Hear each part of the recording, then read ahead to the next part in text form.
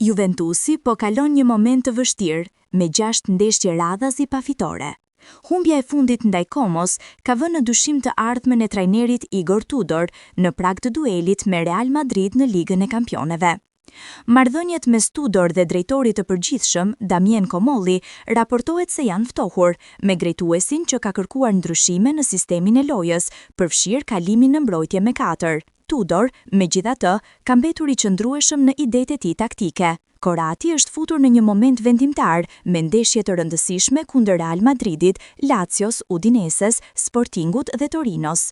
Klubi po vlerëson të gjitha opsionet, përfshirë mundësinë e një ndryshimi në pankinë. Ndër kandidatët e përmendur për ta zëvendësuar janë Luciano Spalletti, Roberto Mancini, Raffaele Palladino, si dhe trajnerët e huaj Marco Rose dhe Edin Terzic. Po ashtu, nga Tuttosport, thuhet se ekziston mundësia për një rikthim të Thiago Motas, I cili ende është nën kontratë me Bardezint.